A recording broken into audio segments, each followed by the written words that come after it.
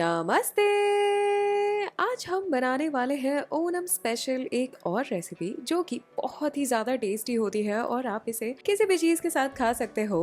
Beet root पचड़ी ये एक side dish है जो ओनम साद्य में मिलती है और ये बहुत ही ज्यादा सिंपल होती है। इसमें बहुत कम इंग्रेडिएंट्स का इस्तेमाल होता है। आप इसे प्लेन डोसा या फिर चावल के साथ भी खा सकते हो, आपकी जैसी इच्छा। तो फटाफट इस टेस्टी सी रेसिपी को शुरू करते हैं। तो बीटरूट पचड़ी बनाने के लिए ना सबसे पहले हमें लेना है एक मिक्सर जार और उसमें हम डाल देंगे नारियल। ये नारियल जो मैंने यूज़ किया है ना, इस पे छिलके लगे हैं। आप चाहो तो इसे पील कर सकते हो, मतलब छिलकों को हटा भी सकते हो, छील सकते हो और सिर्फ पल्प यूज़ कर सकते हो नारियल का। मैंने तो छिलकों को रहने दिया है क्योंकि उसमें होता है फाइबर, इसलिए मैं उसे पील नहीं करती। अब यहाँ पे मैंने अदरक और मिर्च ले लिया है। छोटे छोटे टुकड़ों में आप इसे काट लेना, नहीं तो आपको पीसने में इन्हें प्रॉब्लम होगी। सारी चीज़ें छोटे छोटे पीसेज में थोड़ी कटी होंगी तो आपको पीसने में आसानी होगी।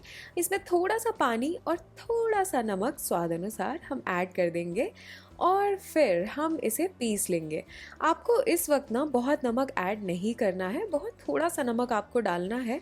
बाद में हम थोड़ी और भी चीज़ों में सीजनिंग करने वाले हैं, इसलिए इम्पोर्टेंट है ये। यहाँ पे आप देख सकते हो कि बिल्कुल परफेक्ट सा पेस्ट बन चुका है। बिल्कुल इसी तरीके का पेस्ट चाहिए हमें नारियल का। अदरक और मिर्च के साथ इसे बनाकर आप फटाफट सबसे पहले रख लोगे साइड।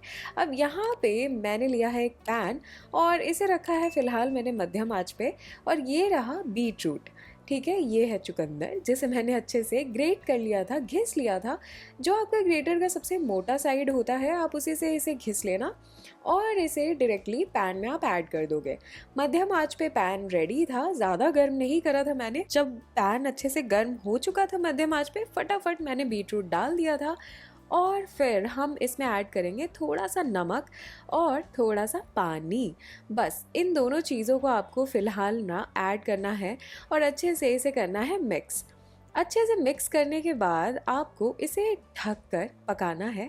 थोड़ी देर के लिए आपको पकाना है, 4 मिनट आप इसे ढककर इसी तरीके से लो फ्लेम पे पकाओगे। मतलब यहाँ पे आंच धीमी हो जानी चाहिए जब आप इसे ढक दोगे। 4 मिनट के लिए आपको इसे इसी तरीके से ढककर पकाना है। 4 मिनट बाद आप इसे खोलोगे तो बीटरूट ने ना थोड़ा बहुत अपना भी पानी छोड़ दिया होगा, इसलिए हमने पानी बहुत कम डाला था।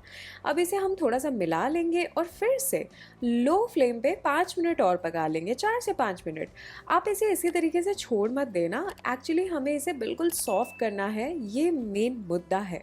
तो आप इसे धीमी आंच पे इसी तरीके से पकाओगे तो ये बिल्कुल सॉफ्ट हो जाएगा। इसे मुलायम होने में, मतलब सॉफ्ट होने में लगभग सिर्फ 10 मिनट लगते हैं। 9 से 10 मिनट बहुत है।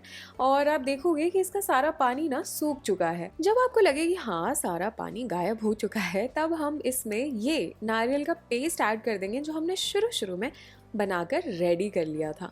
इसे ऐड करने के बाद आपको हल्का सा इन सारी चीज़ों को करना है मिक्स। हल्का क्या, पूरा ही करना है मिक्स। अच्छे से आप इसे इसी तरीके से लो फ्लेम पे पकाते हुए मिक्स करोगे। थोड़ी देर के लिए आपको ना इस पूरे मिक्सचर को अच्छे से पकाना है। ये थोड़ा सा ज़रूरी है ताकि नारियल भी अपना थोड़ा सा फ्लेवर रिलीज़ कर सके और सारी चीज़ें अच्छे से मिल जाए। हमें ये मिक्सचर ना ड्राई चाहिए, यहाँ पे बिल्कुल भी पानी नहीं होना चाहिए, ना बीटरूट से निकलता हुआ पानी ना नारियल से निकलता हुआ पानी। ये बहुत इंपॉर्टेंट है कि आप इसे थोड़ा ड्राई कर लो इसी तरीके से पकाते हुए। और आप सोच ही रहे होगे कि इसमें बिल्कुल भी तेल नहीं है, लेकिन ये बिल्कुल भी चिपक भी नहीं रहा।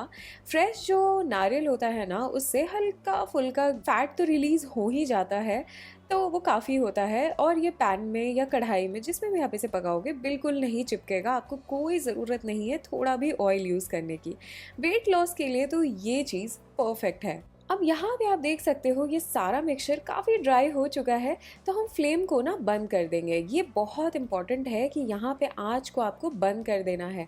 आँच को बंद करके आपको हटा लेना है इस पैन को या कढ़ाई को जिसमें भी आप इसे बना रहे हो। और इसे स्टोव से हटाने के बाद हम इसमें दही ऐड कर देंगे।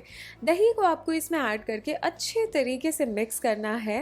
आप धीरे धीरे दही ऐड कर सकते हो। मैंने लगभग 1 कप डाला था, लेकिन मुझे ये थोड़ा कम लगा तो मैंने आधा कप कप और डाला था और उसके बाद ना इसकी कंसिस्टेंसी कुछ इस तरीके की हो जाती है। प्लीज़ आपको फ्रेश दही का इस्तेमाल करना है। आप कोशिश करना कि आप खट्टी दही का इस्तेमाल तो बिल्कुल ना करो। मैं सच बताऊँ ना तो पचड़ी बिल्कुल रेडी है, लेकिन एक छोटी सी चीज़ की कमी है जो कि है इसका तड़का। तो हम फटाफट इसका तड़का रेडी कर लेते हैं। तो यहाँ पे मैंने लिया है तड़के पैन में थोड़ा सा तेल। आप यहाँ पे कोकोनट ऑयल का इस्तेमाल करोगे। अगर आपके पास कोकोनट ऑयल नहीं है, मतलब नारियल का तेल नहीं है, तब आप इस्तेमाल कर सकते हो मूंगफली के तेल का। अब आपके पास वो भी नहीं है, तब आप क्या करोगे, आप सरसों का तेल का इस्तेमाल कर लो, कोई प्रॉब्लम नहीं है।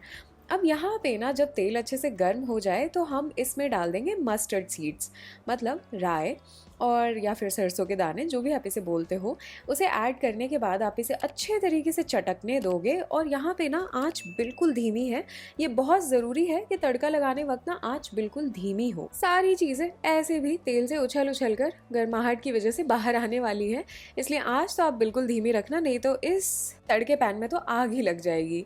तो यहाँ पे जब अच्छे से सारे मस्टर्ड के सीड्स चटक चुके थे, तब मैंने इसमें सूखी लाल मिर्च को ऐड कर दिया है। आप चाहो तो हरी मिर्च का भी इस्तेमाल कर सकते हो, मैंने सूखी लाल मिर्च का ही करा था। फिर उसके बाद मैंने यहाँ पे डाल दिया है करी पत्ता। करी पत्ता ऐड करके आप थोड़ा सा ना इसे चला लोगे, क्योंकि कई बार करी पत्ता जाके तेल में इसी तरीके से बैठा रहता है आलसी की तरह। ये थोड़ा सा इम्पॉर्टेंट है। एक चीज़ मैं बता दूं कि करी पत्ता डालने के पहले ही आप आँच को बंद कर दोगे, मतलब चूल्हे को कर दोगे ऑफ। फ्लेम नीचे जलती हुई नहीं होनी चाहिए। और यहाँ पे आप देख सकते हो कि तड़का बिल्कुल तैयार है। तो यहाँ पे मैंने इसे ऊपर से डाल दिया और सारी चीज़ों को कर दिया मिक्स। अच्छे तरीके से आप सारी चीज़ों को कर लो मिक्स। अगर आपको लगे कि दही थोड़ा कम है तो आप थोड़ा सा और इसमें ऐड कर सकते हो। मुझे ये बिल्कुल परफेक्ट लगा, मुझे इसी तरीके की पचड़ी पसंद है, तो मैं अब इसे कर लूँगी सर्व। तो इसकी कंसिस्टेंसी होगी कुछ इस तरीके की। और यहाँ पे ऊपर से अगर आप चाहो तो इसे और भी करी पत्ते के साथ कर सकते हो गार्निश। और मैं सच बताऊँ तो ये रेसिपी बिल्कुल तैयार है, तो जाओ बनाओ और मुझे बताओ कि रेसिपी आपको कैसी लगी। ये सिंपल सी साइड डिश आपके डेली टिफिन या फिर ब्रेकफास्ट का हिस्सा बन सकती है और आपकी वेट लॉस की जर्नी का भी हिस्सा बन सकती है। बहुत बहुत धन्यवाद इस रेसिपी को देखने के लिए। आई होप आपको ये रेसिपी पसंद आई हो। कोई भी सवाल हो या कोई सजेशन हो तो कमेंट सेक्शन में आप लिख कर मुझे पूछना या फिर बताना मत भूलना। अगर आपको ये वीडियो, ये रेसिपी पसंद आई हो तो लाइक का बटन ज़रूर दबा देना, मेरी थोड़ी सी हेल्प हो जाएगी। और ऐसी वीडियोस, ऐसी रेसिपीज़ के साथ तो मुझे हर हफ्ते आना है, तो मेरे चैनल को भी सब्सक्राइब कर लेना। तब तक के लिए बाय बाय।